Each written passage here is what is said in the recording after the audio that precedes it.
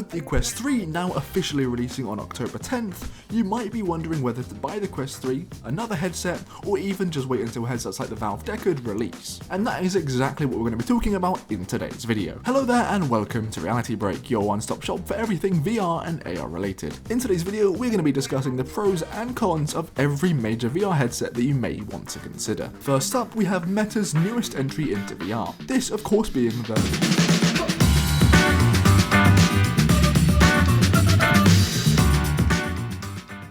The Quest 3 is currently the newest headset on the market. It improves upon the Quest 2 in multiple different ways. The headlining feature of the Quest 3 being its brand new mixed reality capabilities. Meta has stated that the Quest 3 pass-through cameras have 20 times more pixels than the Quest 2, as well as having full colour, which the Quest 2 only had black and white, which is clearly a huge improvement. This is a main selling point of the Quest 3, and has been marketed by Meta a lot. But if you, like me, use your VR headset for nearly exclusively PC VR, is it even worth the upgrade? I personally have a Quest 2, and it is very rare that I play a game natively on my Quest. Most games I play are available on Steam or the Oculus Store on PC. And I'd rather have better graphics and be connected by a cable rather than worse graphics and freedom of movement. The mixed reality capabilities do open up a lot of pathways for VR to go down, but for now, only a very select few games are going to actually use this feature at all.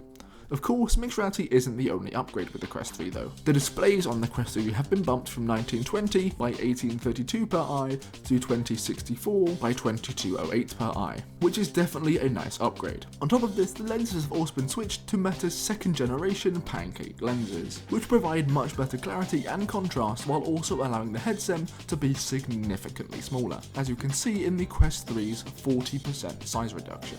The graphics performance of the Quest 3 is double that of the Quest 2, thanks to the new XR2 Gen 2 chip, meaning the graphics of native Quest games will only get better, as developers get more performance headroom. So I would personally say if you do have a Quest 2 already, you seriously need to consider whether you think the changes made to the Quest 3 make it actually worth the upgrade. If you only use your Quest 2 natively and not with a PC, it probably would be an okay idea to upgrade. But even with the Quest exclusives that are coming to Quest 3, they are still coming to Quest 2 for a while. And the Quest 2 will get support for around 2 more years, so you don't urgently need to upgrade.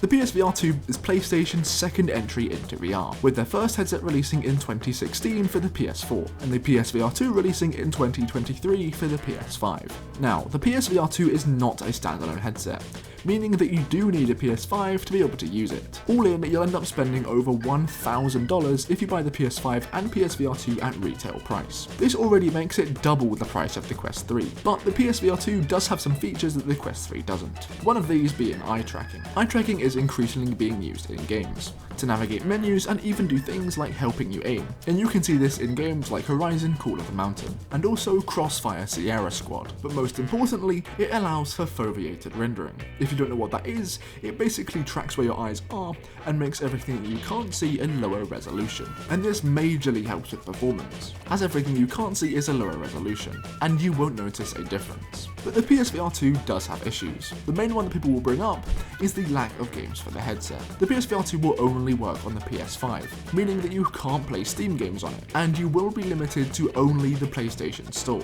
which severely limits the games that you can play. PlayStation is working on their own first-party titles for their headset, but as you can expect, it is at a slow pace. However, the PSVR 2 does have a few nice additional features, like headset rumble, where the headset is actually able to vibrate, and also the adaptive triggers that can be found on the DualSense controllers for the PS5. This allows the game that you are playing to make the triggers hard to push, or add additional functions depending on how hard you press them down. With a resolution of 2000 by 2024 per eye, it does have a very slightly lower resolution than the Quest 3, but with the additional features, it could be a contender for your next VR headset, but only if you already own the PS5. If you don't already have one, I don't think the headset will be worth it for you. But just before we get to the next headset, if you are enjoying this video, I would really appreciate if you did leave a like and also subscribe. Anyway, back to the video.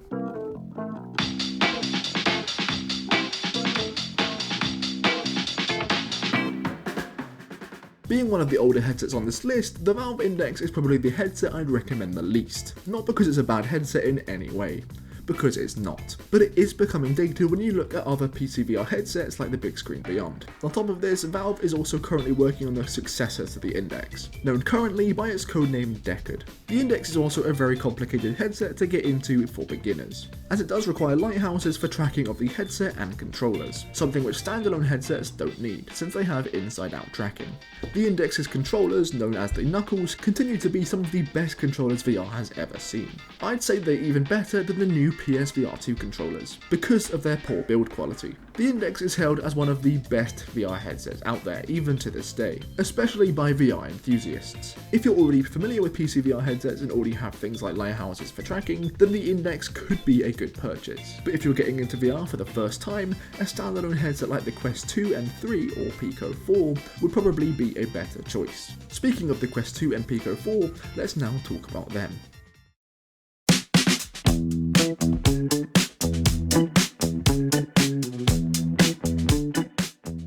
The Quest 2 and Pico 4 are very similar headsets. The Pico 4, however, is significantly newer, so it does have pancake lenses and colour pass-through, which the Quest 2 doesn't have, but the Quest 3 does. The Quest 2 is definitely the best value VR headset that you can get at the moment, coming in at just $299. I bought my Quest 2 nearly 2 years ago now, and I don't think I could recommend a VR headset more than the Quest 2, at least for new VR players. It was also my first VR headset. The Pico 4 does come in a little bit more expensive, costing $399, but do remember the improved lenses and pass-through, as well as the fact that the strap on the Pico 4 is far superior to the default fabric strap on the Quest 2. And with the Quest 2, you'll likely be buying an Elite strap or a third-party strap, which will further add to the price. I have a friend who uses a Pico 4 as their headset, and it was also their first VR headset. The experience has been mostly smooth, but there is a few bumps in the road. It is kind of a niche headset, so in some games they just don't support it very well, or not even at all. The Pico Streaming Assistant app is also not great, especially with wireless connections. The Pico store is also not great either, and lacks a lot of games that the Quest 2 has, even games like Beat Saber. And of course, you miss out on all the Quest exclusives. There isn't really a ton of them at the moment, but as Meta does buy more studios, the amount of exclusives that Meta will have will just increase. So if you are getting into VR for the first time on a budget and want the smoothest possible experience, the Quest 2 is probably the headset for you, as the Pico 4 just comes with additional jank that the Quest 2 hasn't got.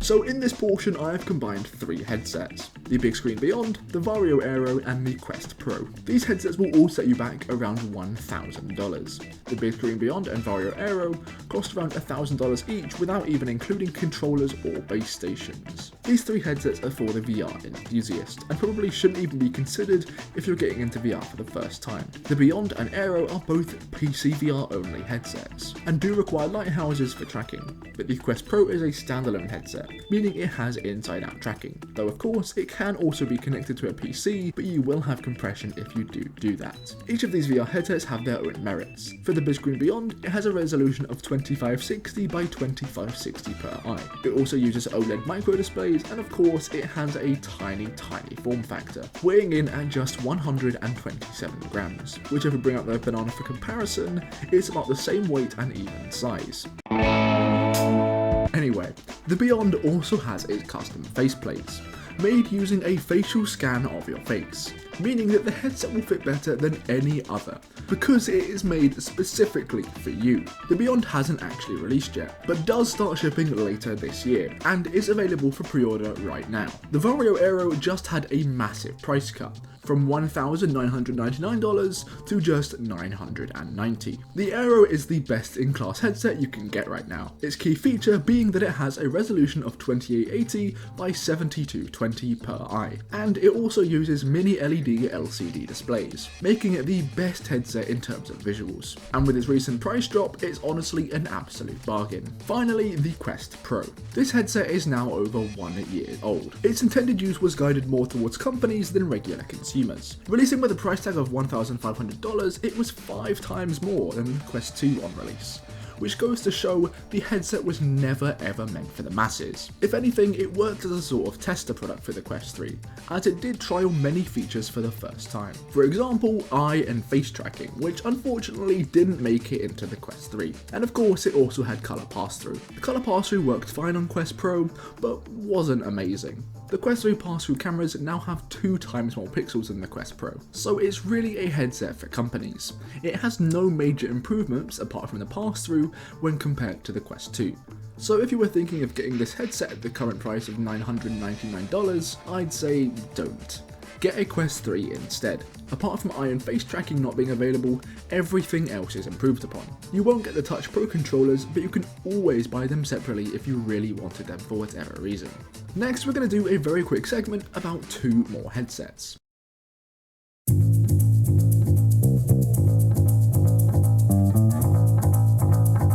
The HP Reverb G2 is a PC VR headset that was released in late 2020. It has a resolution of 2160 by 2160 per eye, using LCD panels, and has a refresh rate of 90Hz. Despite being a PC VR headset, it actually does have inside-out tracking, and I've actually been considering getting this headset for myself for a while, as I do want a compression-free PC VR experience. But I am still on the fence about it. You can get this headset for pretty cheap now, selling at or below £300 on eBay.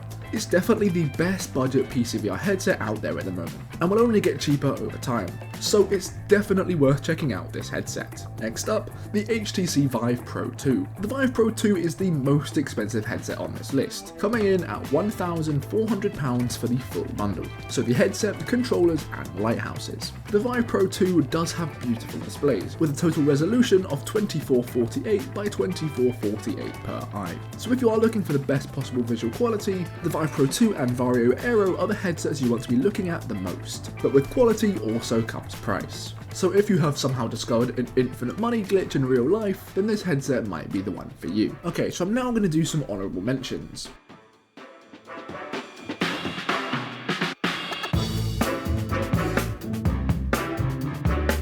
And in this, I'm just going to include all Pimax headsets. Pimax is a company that makes headsets with super high FOV and also crazy resolutions, but you can be expecting to pay upwards of $1,500 for their cheapest model. But it does come with controllers and base stations. So if you want the craziest VR experience possible, have a beefy PC, and have seemingly unlimited money, then the Pimax might be the headset you want. Now obviously this video can't go super in depth, but I hope it has helped you, maybe find out some new headsets, or maybe brought to light features that you weren't sure about. Anyway, I hope you did enjoy this video. If you did, definitely leave a like and subscribe, and hopefully, I'll see you next time.